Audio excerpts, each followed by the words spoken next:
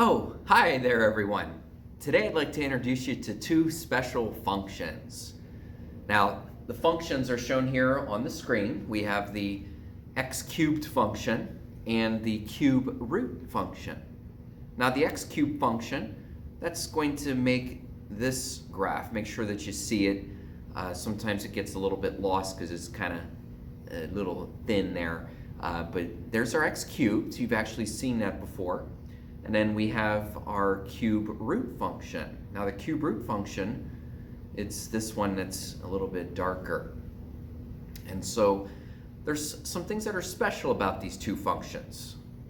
Let's take a look, a little bit of a closer look.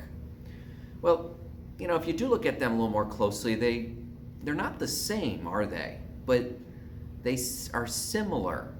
And what we're really noticing here is that they are reflections. In fact, they're reflections when you compare them to this diagonal line that goes through the middle. And by the way, that diagonal line that goes through the middle is y equals x. But if you think about it, both of those graphs are the same on both sides of that diagonal line, which means that they are reflections. Now that's a special observation.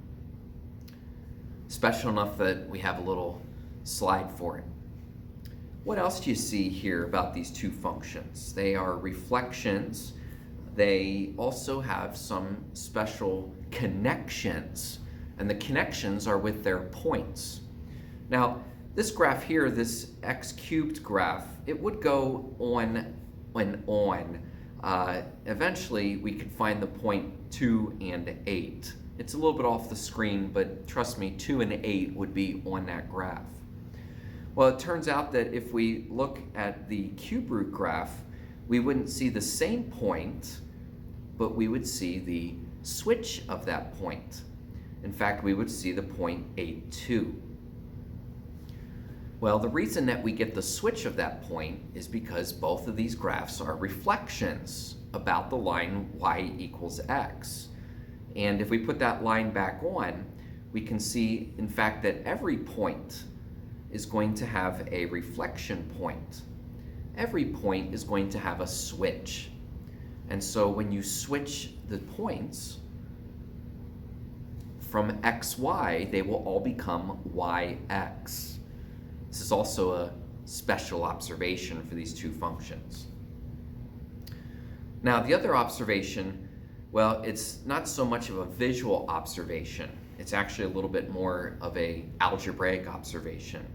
But it turns out that if we would do function composition, that is f of g, that we would get a special result. We would get the result of x. What does this mean? Well, f of g, remember, that means plugging the g function into the f function.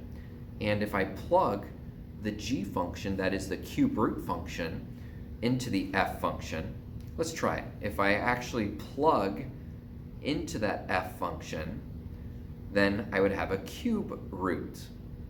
That would be raised to the third power. It's kind of a tricky substitution because it's so simple, there's not much to change. But what I did was I replaced that x, that red x right there, I replaced it with this yellow cube root of x cubed. Excuse me, just cube root of x. What happens with the exponents?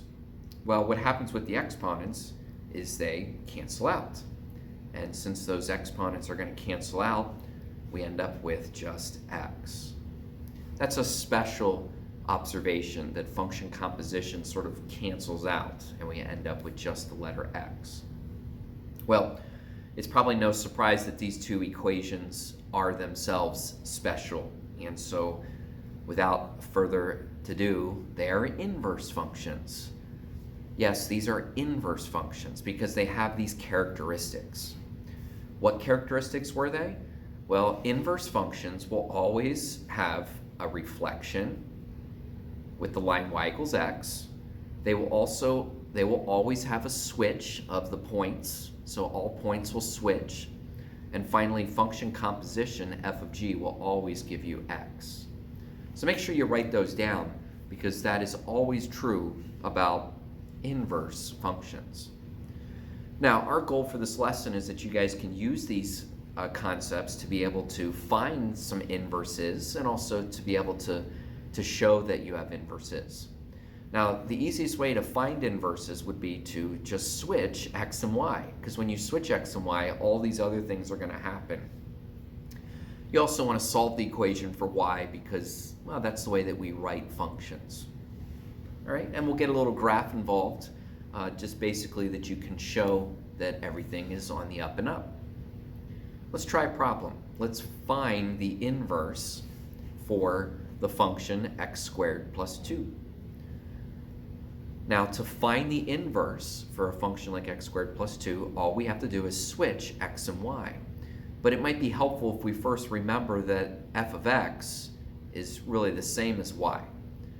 So I didn't switch x and y, not yet, but I'm just remembering that this equation is really like y equals. All right, are you ready? We're going to switch x and y. That means that we now have x equals y squared plus 2. I know, it's pretty simple, but to switch x and y is just to put an x everywhere you had a y and put a y everywhere you had an x. And now we have this new equation that we need to solve for y. Now, to solve this equation for y, you want to kind of think algebra. That means you'd want to do some inverse operations like subtract 2 from both sides. And once you subtract 2, you got to do something to get rid of that square, because again, we're trying to solve this for y. Well, it's pretty easy to get rid of a square. You just take the square root of both sides. Be careful, whenever you take the square root of both sides, you always get a plus or minus. So what do we have? Well, we have plus or minus the square root of x minus 2. What is that? Well, that's equal to y. What we like to say is that that is the inverse. And we like to use this notation where we see a little f to the negative 1. F to the negative 1 of x is equal to plus or minus the square root of x minus 2. How can we be sure? How do we know that these really are inverses? Well, let's take a look at the graph. Now, when you graph this, you have to keep in mind that you have an original function to graph. Now, that original function, I'm going to graph that in yellow. Okay, now you could graph this on a calculator or on Desmos, but just remember with me that this is simply a graph that's shifted up 2 units. And if we shift up 2 units, we would be at the point 0,2. And of course, it's a parabola. It's a good old parabola. So that's a nice little sketch of the original function. How about the inverse function? How about this plus or minus square root thing? Well, remember, that's just a graph that's shifted 2 units to the right. Now, of course, when you have a minus sign on the inside, it shifts to the right, and we would be at the point 2, 0. What about the square root graph? Would you remember the square root graph has this basic shape? And since it has a negative in front of it, we also end up with this reflected shape. We basically end up with the top and the bottom. Now, if you look at these 2 graphs, they look good. They look like they have symmetry. They look like they are a reflection with the line y equals x. So that's good. And if you look at the points that we plotted, you can see that 0, 2 switched to be 2, 0. So we have a switching of the points. All right? Inverse functions. Let's do one that's a little bit more complicated. How about the inverse of the quantity x minus 4 to the 3rd power plus 2? We're going to switch x and y, and then we're going to solve for y. Now, maybe we can kind of skip that first step. That is, we can skip just changing f of x to y, because, well, we know that we're going to end up with an x in this spot, and now we're going to end up with a y in this spot. So we switched x and y, we kind of jumped right in and did that first. Remember, you have to solve this for y. That means you have to think algebra. And when you think algebra, you kind of do like inverse operations. Subtracting 2, actually kind of like we did in the other problem. Now, after I subtract 2, I got to be careful that I don't mess around with the 4, not yet, Instead, I need to do something with that exponent. I need to do the opposite of that exponent. So the opposite of an exponent of 3 would be a root of 3. We call it the cube root. And so we do the cube root of both sides. Now you don't get a plus or minus because plus or minus only comes with even roots. This is an odd root. So we can just write this as the cube root of x minus 2, which is equal to y minus 4. And I hope you can see that there's one more step. We just need to add 4 to both sides. Now when you add 4 to both sides, you can't add it to the negative 2 because you can't get in there to the inside of the root. Instead, you're just going to add it to the end. And so we end up with the cube root of x minus 2 plus 4. Again, it's just written at the end of the problem. What is that? Well, it's the inverse. So we can label it as such. We can label it as f to the negative 1. Okay? How do we know that we're right? Well, let's do some graphing. Okay, now remember, when you graph, you want to graph the original function. The original function is this cube root function that has a minus 4, which means it's shifted to the right 4, and a plus 2, which again means that we went up 2. So we're graphing and we're finding this vertex, which again is at 4, 2. Now it's a cube root function, so we want to draw a graph that has that cube root shape. Excuse me, it's not a cube root. I meant a cube function. So we draw a graph that has a cube shape. All right, what about the inverse down here? The inverse. Well, it's a graph that also shifted to the right. This time it's shifted to the right by 2, and it looks like it shifted up by 4. That kind of seems like it's the opposite of the other number. Because if I go to the right 2 and I go up 4, of course I'm going to be at 2, 4. So what's the graph look like? Well, it's the cube root graph.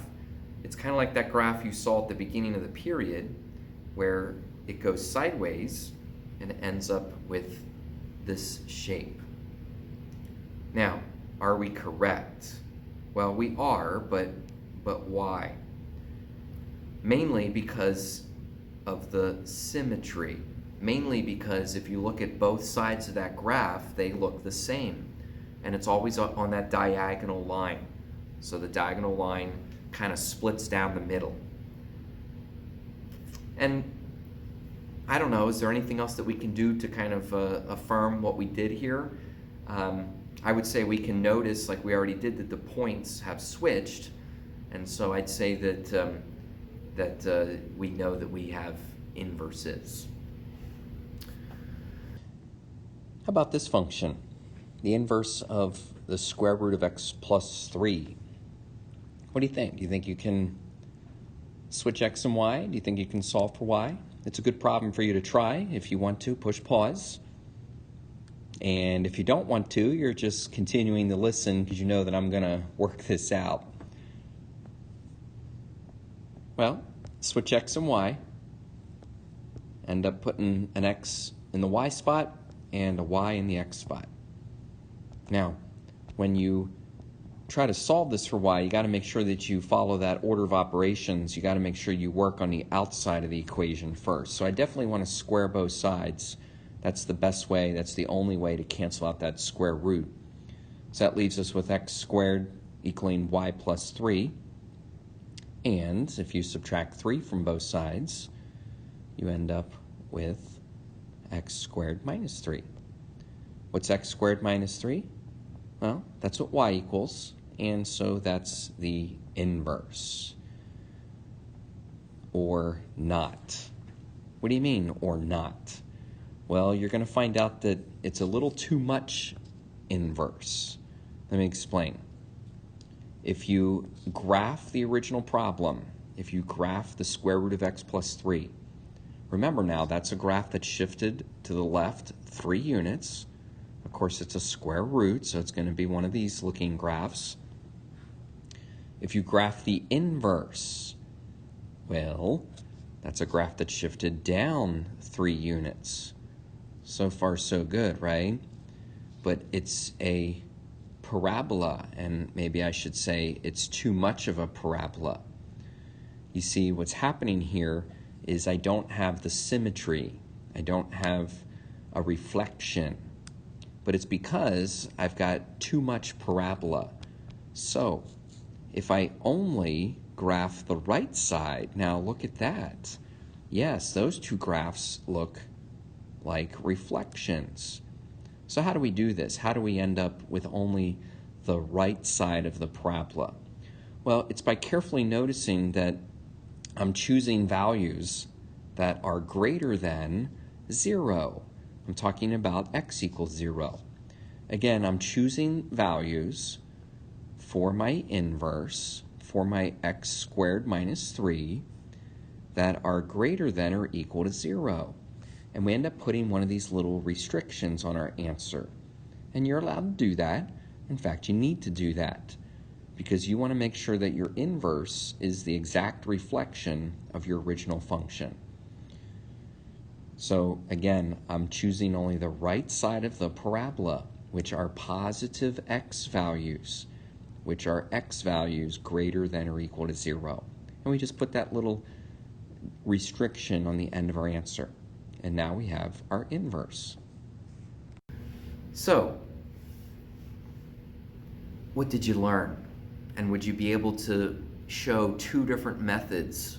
Would you be able to use two different methods to show that these two functions are inverses? Did you realize what those two methods, do you realize that there's actually three methods? Okay, well, what's one of the methods that you're thinking of? What's one of the methods? Are you thinking about making a graph?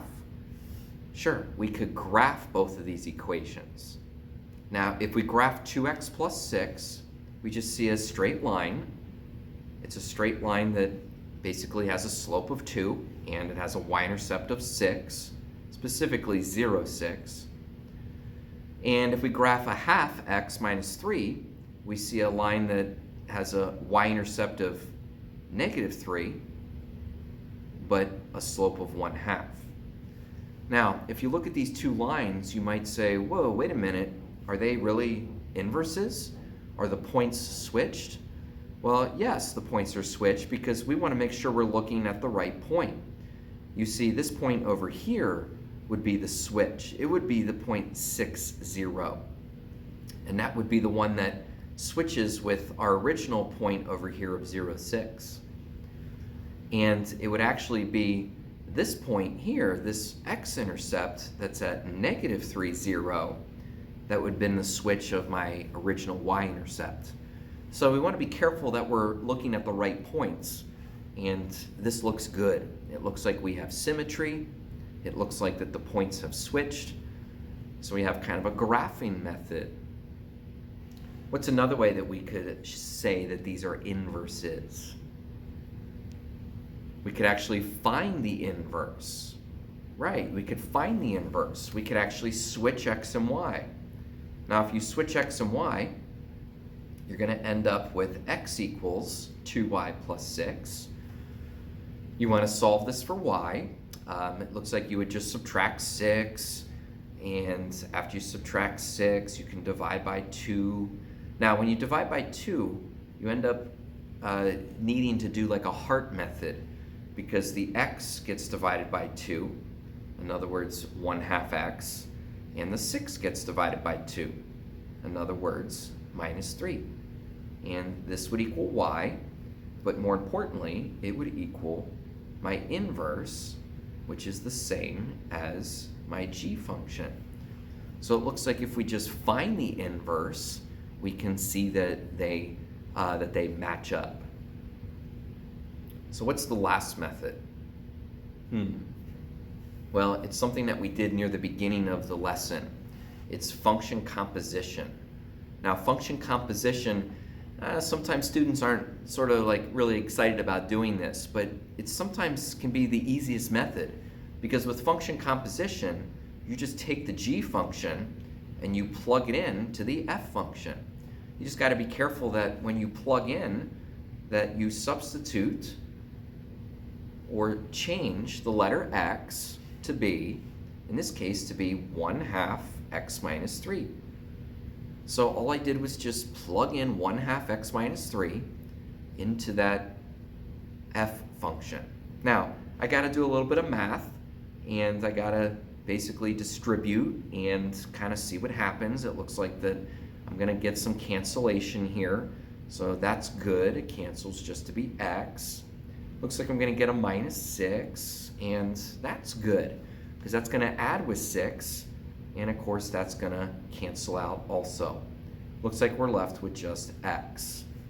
Now if you remember, that's what we wanted. We wanted everything to cancel out to just be x, and so that also affirms that these are inverses.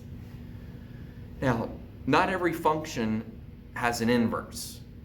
And of course, two functions are not always inverses. But if you have a reflection, or if you switch x and y, or if you can do composition and get them to cancel, well then you will have inverse functions.